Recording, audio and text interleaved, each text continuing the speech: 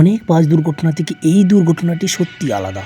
একদম ৫০০ ফুট উপর থেকে পড়ে গিয়ে খাদে পড়ে গিয়ে প্রাইভেট বাসটি প্রায় চুরমার হয়ে গেছে, যেখানে ১৪ জন মারা গেছে এবং ৩০ জন আহত, যার জন্য প্রধানমন্ত্রী নরেন্দ্র মোদীও শোক প্রকাশ করেছেন, গভীর শোক প্রকাশ করেছেন। ভয়াবহ মর্মান্তিক বাস দুর্ঘটনাটি ঘটেছে হিমাচল প্রদেশের সিরমৌরে।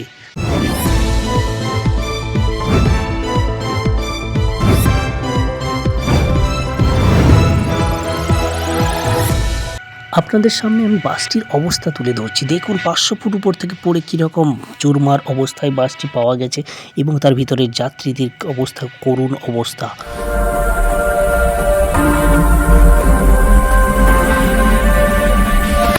আশেপাশের কত মানুষ এসে দেখছে এই বাসটির মর্মান্তিক অবস্থা, তারা চারপাশে ভিড় করে জমে গেছে।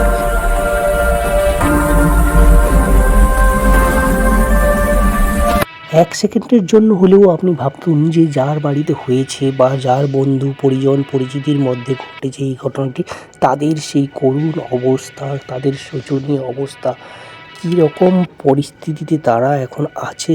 খুবই ভয়ানক এবং মর্মান্তিক পরিস্থিতি। এই ঘটনাটি অনেকের মনকে নাড়া দিয়ে চলে গেছে। আসছে পরবর্তী খবরে, ইডির তল্লাশি নিয়ে টিএমসির বিক্ষোভ। কলকাতায় আইপ্যাক অফিসে ইডি রেডের প্রতিবাদে টিএমসি সাংসদরা অমিত শাহর অফিসের সামনে বিক্ষোভ শুরু করে। এই ঘটনায় মহুয়া মৈত্র সহ অনেককেই পুলিশ আটক করে। এইদিকে এই ঘটনার প্রতিবাদে মমতা ব্যানার্জিও কলকাতায় রাস্তায় নেমেছেন।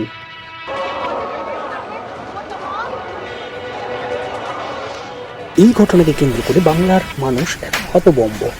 মানুষ বুঝতেই পারছে না যে ইডি থাকা সত্ত্বেও কী করে মমতা ব্যানার্জি ফাইল নিয়ে বেরিয়ে গেলেন। ভিডিওটি কেমন লাগলো আপনি অবশ্যই কমেন্ট করে যাবেন এবং শেয়ার সাবস্ক্রাইব অবশ্যই করবেন এরকম নতুন নতুন খবর পেতে। ধন্যবাদ।